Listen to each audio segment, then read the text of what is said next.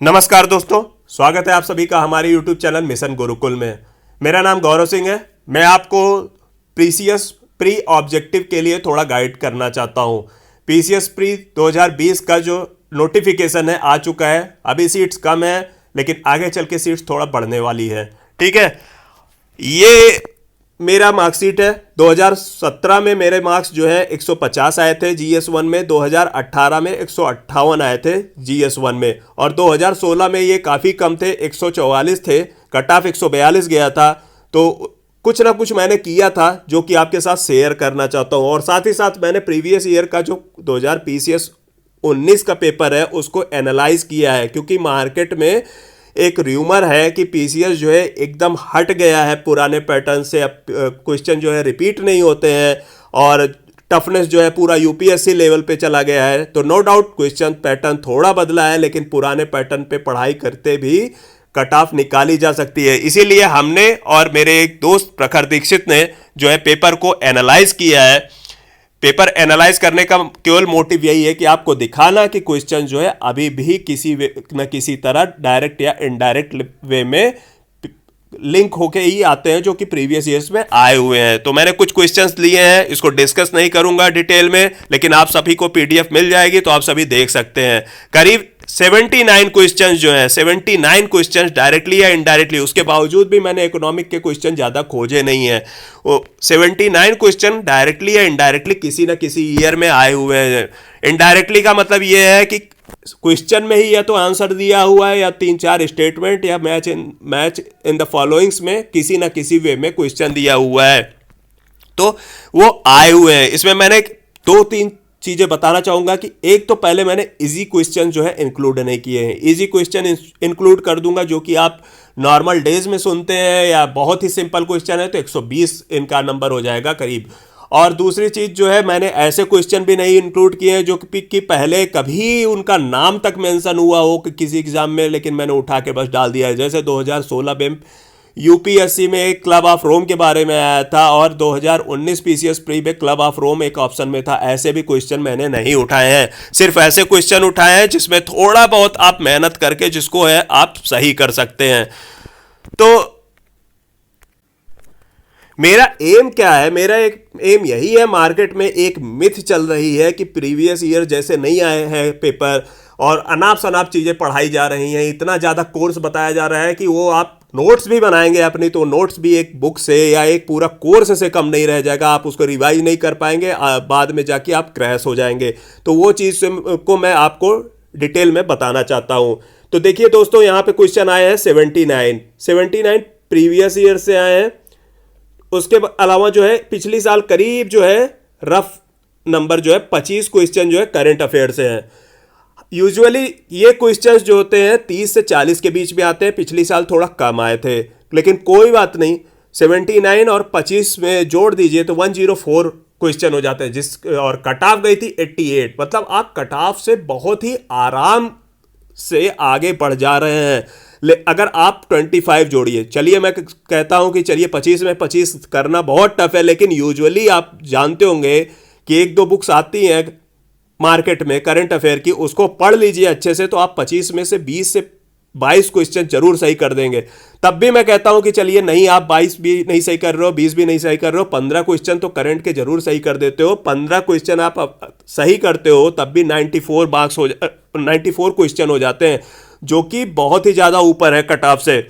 और 105 में चलिए 5-6 क्वेश्चन ऐसे होते हैं कि जो आप मिस कर गए। एक्यूरेसी उतनी हर आदमी की 100% नहीं होती है, तब भी आप कट ऑफ को बहुत इजीली पार कर रहे हो। तो मैं जरूर बोलूंगा एक बार इसको आप देख लीजिए अच्छे से।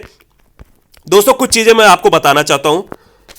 चीजें ये हैं कि सबसे पहले कि आपको कई आदमी मेहनत करता है, बहुत मेहनत करता है, लेकिन उसको समझ में नहीं आता है कि मेरे से क्या गलती हो रही है जिसके कारण जो है मैं ऑब्जेक्टिव एग्जाम्स निकाल नहीं पा रहा हूं। सबसे पहली चीज तो मैं आपको ये बताना चाहता हूं कि सबसे पहले आदमी को ये नहीं पता आता, ये नहीं समझ में आता कि वो नोट्स कैसे बनाए, नोट्स में क्या बनाए। जैसे एक पॉलिटी का एग्जाम्पल ले लीजिए। पॉलिटी के एग्जाम्पल में आप ले लीजिए कि आप बना रहे हैं फंडामेंटल राइट पे। फंडामेंटल राइट में आप नोट्स बनाने लगे और जो है डिटेल में लिखने लगे, आपको ये नहीं पता कि इसमें ऑब्जेक्टिवली क्या पूछा जा सकता है, तो इसका क्या कॉन्सिक्वेंस होगा, आपकी नोट्स ही खुद अपने आप में किताब बन जाएगी। लास्ट में आप तो एक तो टाइम बहुत बर्बाद किए, लास्ट में जब उसको रिवाइज करने का टाइम आएगा तो आप उसको छोड़ के रख देंगे। तो इसीलिए बोल रहा हूं कि नोट्स कैसे बनाए ये बहुत लोगों को नहीं पता है। उसके बाद क्या आता है प्रॉब्लम, नोट से मार्क्स में कैसे कन्वर्ट करें। उनको क्वेश्चन सॉल्विंग इसके लिए नहीं पता है, उसको डिटेल में तो लिख लेते हैं लेकिन क्वेश्चन कैसे नहीं आता है, उसको एक तरीके से प्रेडिक्ट नहीं कर पाते हैं, उसको कैसे मार्क्स में कन्वर्ट किया जाता है वो नहीं कर पाते। मैं कई लोगों को देखा हूं जो कि बहुत ही किताबें पढ़ लेते हैं पर्टिकुलर टॉपिक पे, वो 10-10 घंटे पढ़ के जो है 2-2 3-3 किताब से पढ़ लेते हैं, लेकिन लास्ट में उनके क्वेश्चन जो है गलत हो जाते हैं। तो वो भी करने से कोई फायदा नहीं, क्योंकि ये एग्जाम है, आपको ज्ञान नहीं बनना है। ज्ञानी बनने के लिए टीचर्स पे छोड़ दीजिए, आपको केवल एग्जाम में टिक लगाना है, पास होके सर्विस लेना है। लोगों को ये मतलब नहीं है आपने तुक्का मार के टिक लगाया या क्या टिक लगाया, कितना नॉलेज रख के टिक लगाया, ठीक है। और ये आपसे यूपीपीएससी भी वही चाहता है कि आप उसी वे में काम करें, ये नहीं कि आप उसको ऑब्जेक्टिव पे ओएमआर सीट पे आपको डिस्क्राइब नहीं करना है पर्टिकुलर कोई क्वेश्चंस को, ठीक है। उसके बाद एक क्वेश्चन को एनालाइज कैसे किया जाता है वो नहीं पता होता है। एनालाइज मतलब क्वेश्चन किस ट्रेंड में आ रहा है। जैसे आपको मैं एक एग्जांपल देता हूं, ये जो तानसेन के बारे में क्वेश्चन है, अकबर के कोर्ट में आने के पहले के, ये तानसेन पे क्वेश्चन आप देख लीजिए 1 2 3 4 5 साल आया हुआ है। अब 5 साल आने के बावजूद भी कोई तानसेन के बारे में ना पढ़े, मतलब मुगल म्यूजिक के बारे में थोड़ा डिटेल में ना पढ़े, तब तो ये अपने पैर पे कुल्हाड़ी मारने जैसा है, और ये क्वेश्चन आपको ही सबसे लीड दिलाएंगे, ठीक है।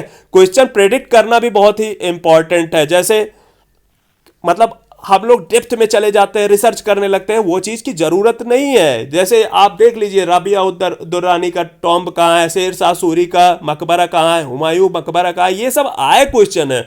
एनालाइज करके हमको इसी तरीके से पढ़ना है, अपना जो पाथ रखना है, अपना पाथ हमेशा जो है क्वेश्चन के ओरिएंटेड ही बना के रखना है। उसी तरीके से हमको किताब से आके क्वेश्चन नहीं सॉल्व करना है, हमको क्वेश्चन देख के उसके अकॉर्डिंग, टॉपिक के अकॉर्डिंग किताब पढ़नी है, ठीक है। ये प्री में ही नहीं मेंस में भी काम करता है। अभी तो हम प्री के बारे में बात कर रहे हैं, तो उसी के बारे में बात करते हैं।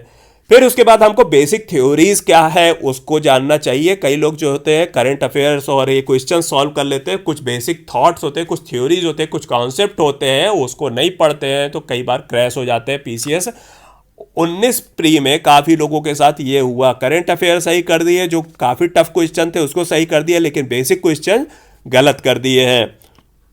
उसके बाद आता है क्वेश्चन सॉल्विंग। मैंने बोला क्वेश्चन अगर सॉल्व नहीं कर रहे हैं तो आप समझ लीजिए आपकी नॉलेज खोखली है, आपको पता ही नहीं है कि आप क्या करना चाहते हैं। वो उसी तरीके का है कि किसी गेम को आप थ्योरी पढ़ ली है लेकिन फील्ड पे उसको उतार नहीं पाए हैं।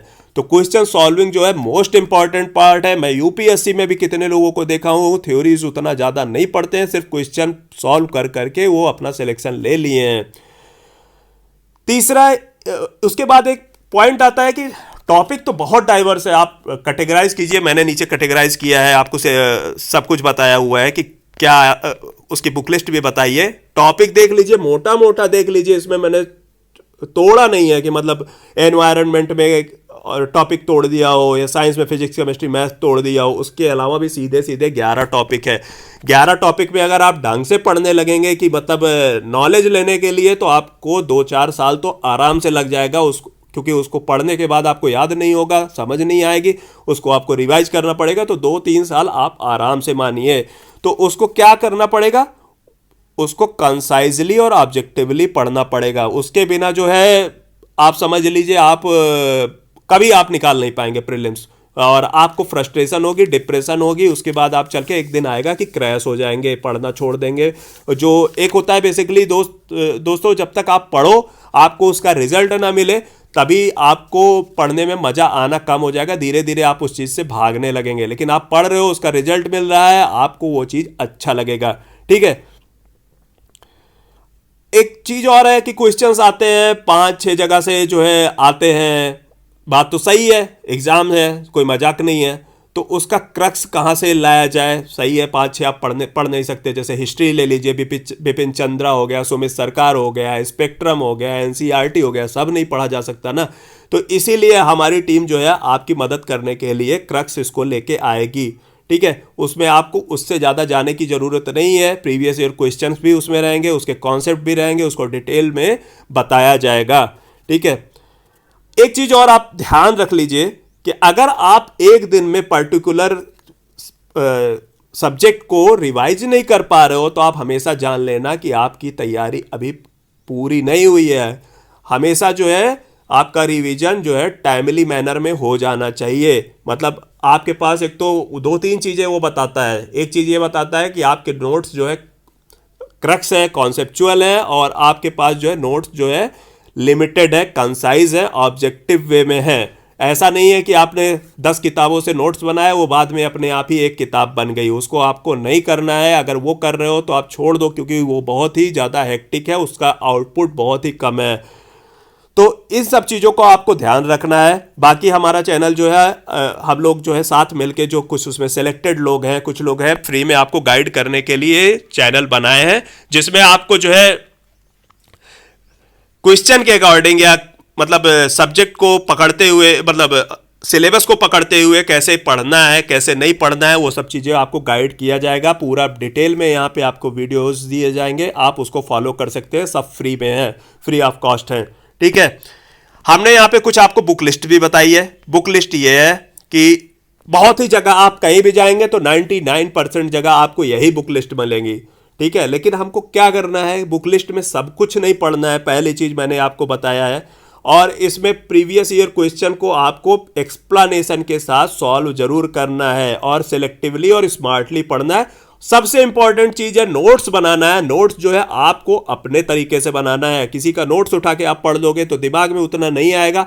दूसरी चीज़, आपकी कॉग्निटिव एबिलिटी नहीं डेवलप होगी। कॉग्निटिव एबिलिटी आपको मेंस हो चाहे प्री हो, कॉग्निटिव एबिलिटी मेंस में ये होता है कि आप कई बार जो होता है एग्रीकल्चर पे क्वेश्चन आता है तो आप उसको कनेक्ट नहीं कर पाते हो, बहुत ही सिंपल का पॉइंट लिख देते हो, आपको मार्क्स नहीं मिलता है।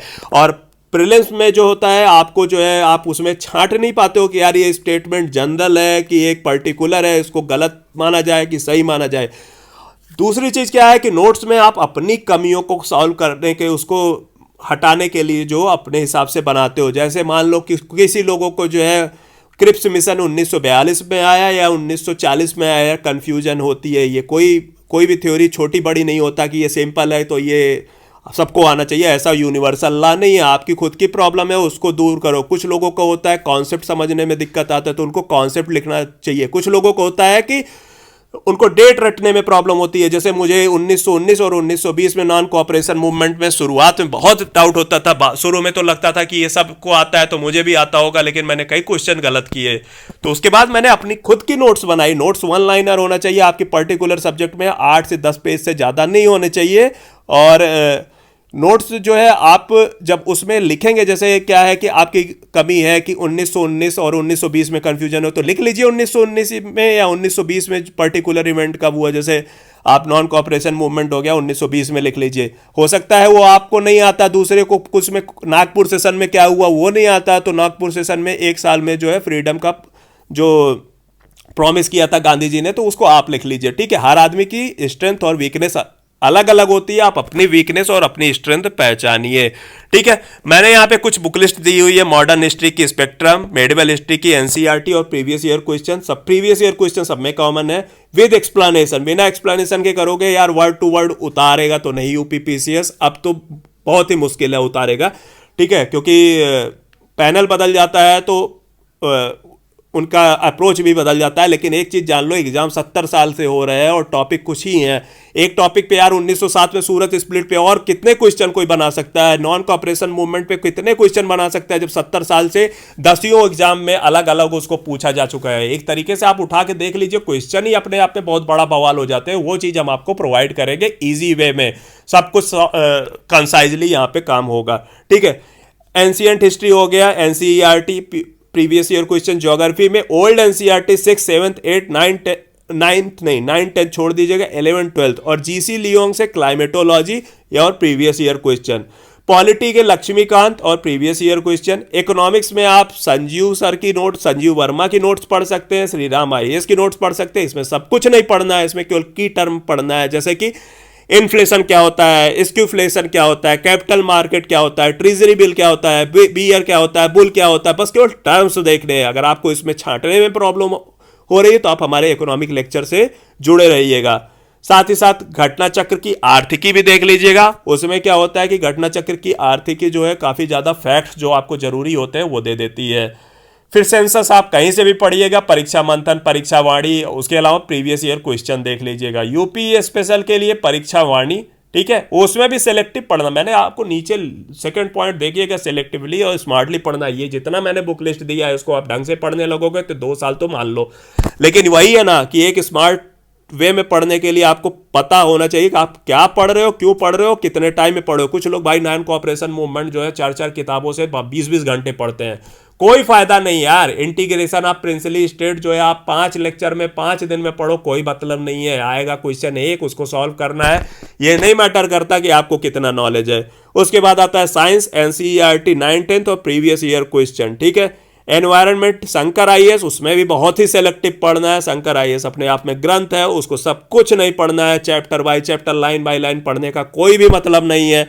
अब यही चीज है कि आप जब तक पढ़ोगे नहीं तब तो कैसे पता लगेगा कि इसमें इंपॉर्टेंट क्या है। इसीलिए हम आपके सामने जो वीडियो लेक्चर्स लेके आ रहे हैं कि आपको वह इसमें कॉन्सेप्ट भी बताया जाएगा, फैक्ट भी बताया जाएगा, प्रीवियस ईयर क्वेश्चन भी बताया जाएगा, और वीडियो बहुत ही छोटी होंगी। कोई भी वीडियो ऐसे नहीं होगी कि 4-4 घंटे आपको पढ़ाना शुरू कर दिए तो पढ़ाई जा रहे हैं, ऐसा कुछ भी नहीं होगा।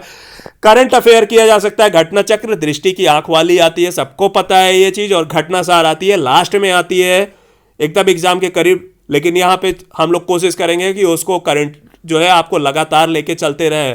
आप इसमें से पढ़ लीजिएगा, मैं एकदम निष्पक्ष होके बोलता हूं कि घटना चक्र और घटना सार जो है इसमें 25 में से करीब आप 20 से 22 क्वेश्चन सॉल्व कर लोगे। उतने में आप, मैंने जैसा एनालाइज किया है कि आप 100 क्वेश्चन पार कर जाओगे, आप एसीएफ का कट ऑफ पार कर जाओगे। ये तो पीसीएस तो बहुत ही छोटी चीज हो जाएगी उसके लिए। और ये चीजें जो है आपको पूरी नहीं पढ़नी है, फिर से बोल रहा हूं, सब चीजें हम यहां पे वीडियो लेक्चर में लाएंगे। उसमें ऐसा भी नहीं है कि बहुत ही ऊंचे लेवल पे पढ़ाया जाएगा, कुछ भी नहीं, जीरो से शुरू करेंगे, सब कुछ ले आया जाएगा। इसीलिए आप कनेक्ट रहिएगा, सब्सक्राइब कर लिएगा चैनल से, और आप लोग खुद जो है थोड़ा सा मेहनत करिएगा। नोट्स और रिवीजन एक की है। नोट्स बनाना जिसने छोड़ा उसके लिए रिवीजन में प्रॉब्लम आई, तो आप जो जितना पढ़े हो उसी को कंसाइज नहीं कर पाओगे तो आगे पढ़ने का कोई फायदा ही नहीं। इसलिए नोट्स जरूर बनाइएगा किसी भी चीज की, चाहे प्री हो चाहे मेंस हो, हमेशा इतना बनाइएगा कि आप खुद उसको पढ़ ले। ऐसा नहीं है कि वो दूसरे के लिए बना रहे हैं कि पता लगा वो खुद में अपने आप में एक किताब, आपको किताब नहीं पब्लिश करवानी है, फिर से बोल रहा हूं, ठीक है।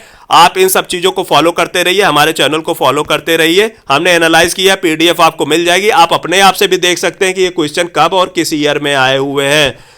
और मुझे ये बताने को बहुत ही मन हुआ क्योंकि प्रॉब्लम ये था कि इंट्रोडक्टरी वीडियो में हमने इसको इसलिए बताया है कि इस समय नेट पे मैं देख रहा हूं बहुत चीजें बहुत जगह पढ़ाई जा रही है। बेसिकली उनको क्या करना है यार, उनको तो अपना व्यूज लेना है, अपना सब कुछ लेना है, उनको पैसा है, वो रोजी रोटी। मैं किसी को मना नहीं कर रहा हूं कि आप किसी को व्यूज दीजिए, क्या किसी को मतलब लेक्चर सुनिए, लेकिन यह है कि अपना टाइम मत बर्बाद करिए यार। आपको अपना निकालना है, अपने को नौकरी लेनी है। जरूरी नहीं है कि सब चीज वो पढ़ा ही जाए, किताब बहुत है, सब कोई कुछ नहीं पढ़ता है। सेलेक्टेड बंदों से पूछ लीजिएगा, हम आपके लिए वीडियोस भी लाएंगे सेलेक्टेड बंदों की, वो आपको डिटेल में बताएंगे पूरी प्रिपरेशन स्ट्रेटजी। लेकिन आप इतना जरूर जान लीजिएगा कि कोई भी किताब पहले पेज से शुरू करके लास्ट पेज तक, बेसिक कुछ किताबों को छोड़ के, जैसे एनसीईआरटी हो गया तो उसको पढ़ लीजिए, सब कोई बोलेगा। लेकिन ऐसा नहीं है कि आप कोई भी मोटा ग्रंथ लेके आए हैं, सब पढ़ने लगे, सबका नोट्स बनाने लगे, तो आपको हमेशा प्रॉब्लम होगी, आपकी लाइफ नरक हो जाएगी। इसीलिए मैं खुद जो है आपको बता रहा हूं कि मेरा पीसीएस 2016 में 144 नंबर था। उसके बाद मैंने अब्रप्टली अपना मार्क्स इंक्रीज किया, लोगों से गाइडेंस लेके, खुद को एनालाइज करके, खुद से चीज़ों को, क्वेश्चंस को एनालाइज करके, वही आपके सामने ले आ रहा हूं। अगले वीडियो के लिए आप लोग वेट करिए, अगला वीडियो आपके लिए जरूर बताएंगे। उसमें हम आपको जरूर बताएंगे कि हमारा सिलेबस कहाँ से शुरू होगा, कैसे शुरू होगा। वीडियो लेक्चर पूरे फ्री में रहेंगे, कोई पैसा नहीं लगेगा किसी में। तब तक के लिए धन्यवाद।